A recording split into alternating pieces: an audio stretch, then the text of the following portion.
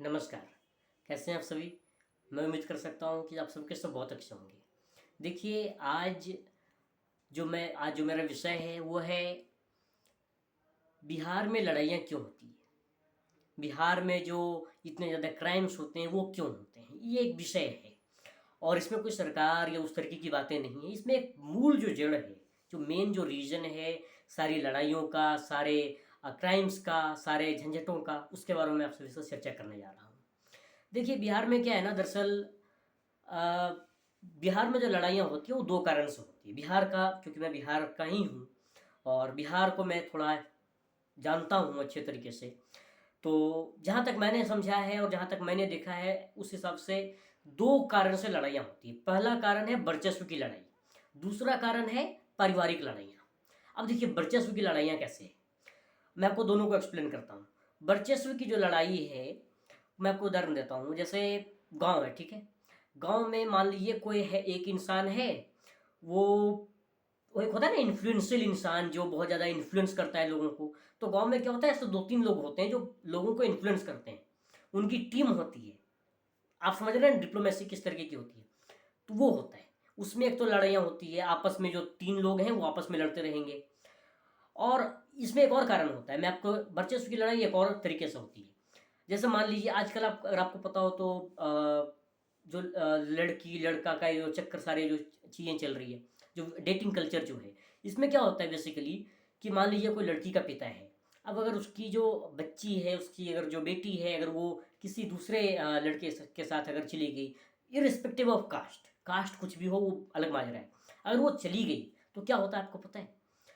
वो जो लड़की का जो पिता होता है, समाज की मानसिकता क्या है कि वो जो लड़की का जो पिता है, वो उसका जो जीना है वो मरने के बराबर हो जाता है। समाज की मानसिकता, जो अभी की मानसिकता है बिहार में, वो ये है कि अगर आपकी लड़की चली गई यानी आप जीते जी मर चुके हो। ये हालत है बिहार में। अच्छा, इसके कारण होता क्या है, जो लड़की का जो पिता है, अगर वो बहुत कमज़ोर है, बहुत कमज़ोर है, या तो वो, तब बहुत ज़्यादा चांसेस हैं कि वो दब जाएगा। अगर उसको थोड़ी सी भी उसमें पावर है, थोड़ी सी भी उसको शक्ति है, थोड़ा सा भी अच्छा उनका परिवार है, तो रिटेलिएट जरूर करेगा।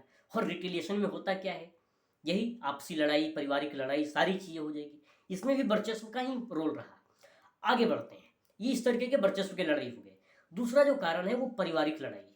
पारिवारिक लड़ाई में क्या होता है, जैसे मैं आपको उदाहरण देता हूँ, खेत के कारण लड़ाई हो गई।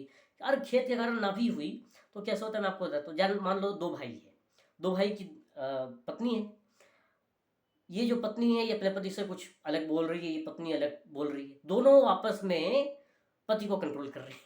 मतलब जो भी है, कुछ भी कंडीशन हो सकता है, लेकिन है ना, मेनली आप समझ रहे हो ना, चुगलखोरी एंड ऑल सच थिंग्स। एक तो इस कारण से लड़ाई होती है, एक ये लड़ाई होगी। बच्चों के कारण लड़ाई होगी, चलो बच्चों के कारण बहुत कम होती है, लेकिन फिर भी। अब होता क्या है, खेत एक बहुत बड़ा कारण रहता है, खेत जमीन ये सब बहुत बड़ा कारण रहता है। ऊपर से यही मेन कारण रहता है, समझ गए? ये दो तरीके की लड़ाई होती है। जो तीसरा होता है, जो मैंने आपको नहीं बोला था, फिर तीसरा जो होता है बेसिक होती है, छोटी मोटी, कभी कोई जमीन किसी आप दूसरे को बेच रहे थे, उसके कारण लड़ाई हो गई, ये सब होता है बहुत, लेकिन वो सब बहुत कम होता है। मेन जो लड़ाइयाँ होती है वो यही दोनों के कारण होती है। अब आप समझिए, मुझे लगता है इसका सॉल्यूशन क्या है? प्रॉब्लम है, प्रॉब्लम मैंने आपको बता दिया। अब इसका समाधान क्या है? देखिए, इसका समाधान कोई ऐसा नहीं कि आप कोई स्ट्रिक्ट लॉ बनाओगे और पुलिस एकदम एक्टिव हो जाए तो सब कुछ खत्म हो जाएगा, ऐसा कुछ नहीं होने वाला। और ये जो समस्या है, ये ऐसा नहीं सिर्फ बिहार का है, ये हर एक राज्य का है, लेकिन बिहार में ये सबसे ज़्यादा है। बिहार के लोग सबसे ज़्यादा इसी चीज़ से ग्रसित हैं। जो क्राइम्स है ना, वो इसी, इन दोनों कारण से ही ज़्यादा होता है। और बहुत ज़्यादा जो क्राइम होने का कारण है बिहार में, वो मेनली यही है। अगर मैं चोरी वोरी को अगर मैं हटा दूँ तो, ठीक है, ये आप समझिए। अच्छा, अब इसमें समस्या क्या है मैं आपको बताता हूँ। इसमें समस्या, सॉरी, इसका समाधान क्या है ये मैं आपको बताता हूँ। इसका समाधान बड़ा सिंपल है।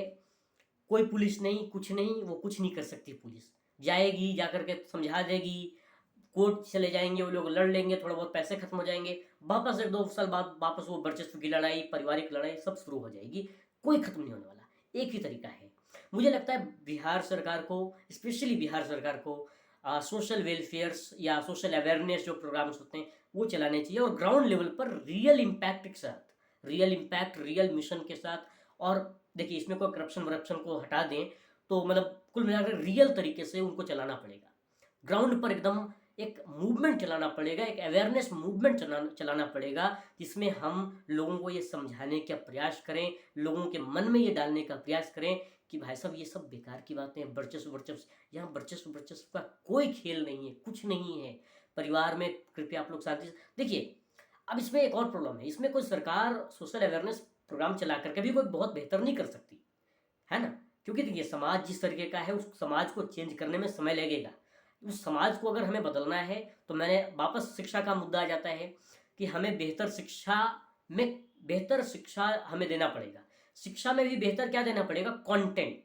अभी क्या होता है, आप सोशल साइंस पढ़ते हो, सोशल साइंस में आप क्या पढ़ते हो, बाबर ने उसको मार दिया, इसको मार दिया, उसको वो कर दिया, ये सब पढ़ते हो, अच्छी चीज़ है, एकदम पढ़ना चाहिए।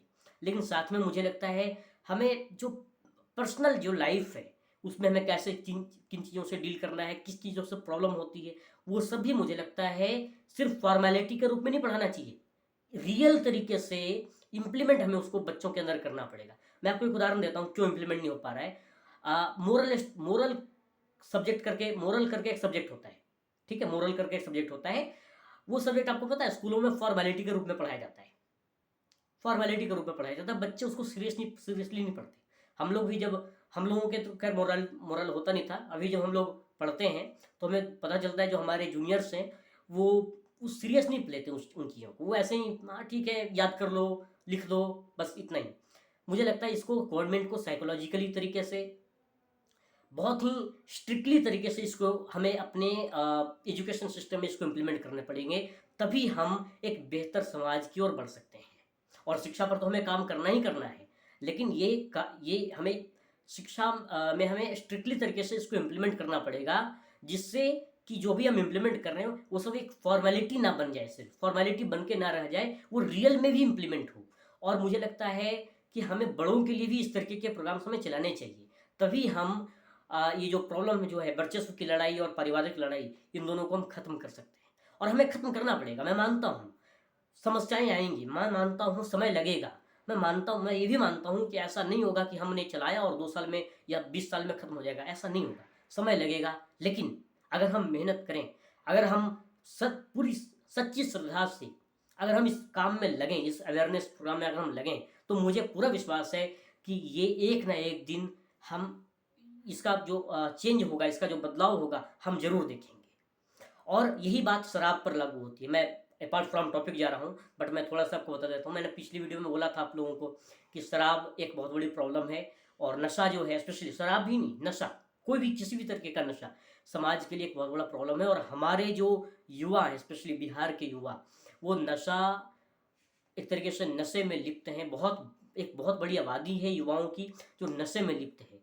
उनके लिए भी हमें अवेयरनेस प्रोग्राम्स या हमें कुछ जो भी हम कर सकते हैं। देखिए मेरे पास जो सॉल्यूशन है वो 2 ही सॉल्यूशन है। पहला ये सॉल्यूशन है कि भाई हम ग्राउंड लेवल पर रियल तरीके से, सच्ची श्रद्धा से, अगर आई एम टेलिंग यू, सच्ची श्रद्धा से हम ग्राउंड लेवल पर अवेयरनेस को चलाएं, उसको अच्छे से मॉनिटर करें, उसको अच्छे से इम्प्लीमेंट करें, स्ट्रिक्टली इम्प्लीमेंट करें, सच्ची श्रद्धा से एकदम हर एक घर में जाएं, उनको बताएं, लोगों में फैलाएं कि भाई आप भी इस बात को बताइए, तभी हम बेहतर कर पाएंगे, वरना कोई भी मूवमेंट ऐसा सक्सेसफुल नहीं होगा।